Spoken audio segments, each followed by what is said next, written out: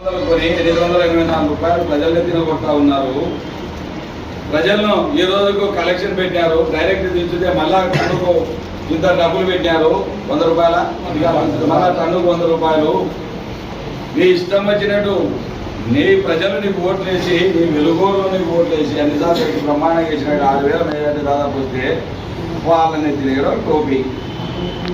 అదేవిధంగా బియ్యం చూస్తే 10-20 రూపాయలు ఎవడో చేసుకునే పనిని ఈ ఊళ్ళో దొంగ బియ్యం కొని ధైర్యంగా దొంగలు ఇంత పరసాలను వేసుకొని అమ్ముకుంటున్నారు.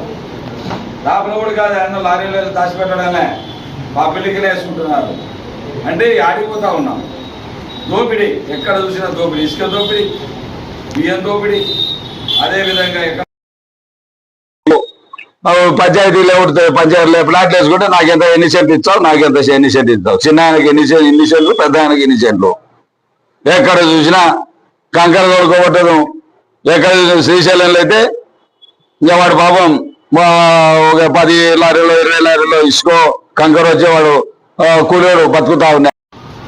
ఈరోజు అది లేకుండా మేఘనా ట్రావెల్స్ పెట్టాను, దించేది పెట్టాను, తిప్పటి పోలీసులు పెట్టాను, పోలీసులు పెట్టాడు. పోలీసులు పెట్టే జ్ఞానం చూస్తారు వాడి గుంజనికి పోలీసు వచ్చింది.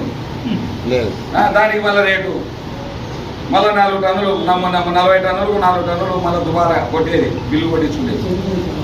మళ్ళీ అట్లా ఆదాయమే. ఎక్కడ చూసినా ఇదే పని, వేరే పనే లేదు. ఇలా దోపిడీ ప్రజలకు అర్థమవుతా ఉంది. ఎన్ని రకాలుగా రాష్ట్రం నేను ఒక్కడే కాదు, అందరూ అదే పనే.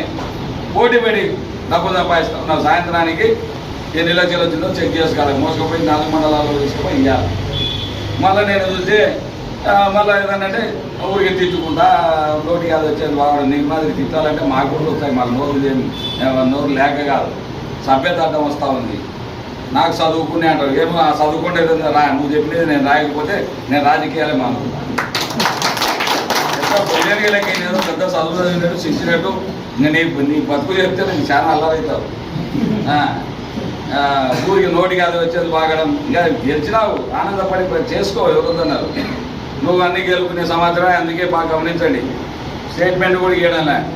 1 సంవత్సరం వెళ్దాక ఇయ్యొద్దు అనుకునే గడ్డి ఇవ్వడంలే. దాటిపోస్తూ ఉంది కాబట్టి ఇప్పుడు మాట్లాడుతూ ఉన్నా. సంవత్సరం పాటు ఈయన జోలికి పోవద్దు, ఎన్ని చేస్తాడో చేయని తప్పులు, ఎన్ని మంచిగా చేస్తాడో చేయని అని చెప్పి మేము ఉన్నాం. కాబట్టి ఇష్టం వచ్చినట్టు నోటికి అది వచ్చి మాట్లాడుకుంటే విధులకు నోరు లేవా? నీకు వచ్చినటువంటి చదువు వచ్చిందంట. ఎవరికి ఆ చదువు ఏం పనికిరాని చదువు ఎంతమందికి ఏం చేయాలి? సభ్యత లేని చదువు, సభ్యత లేనటువంటి చదువు ఎంత చదువు ఏం చేయడానికి, ఏం చేయడానికి నాకనికే ఏదైనా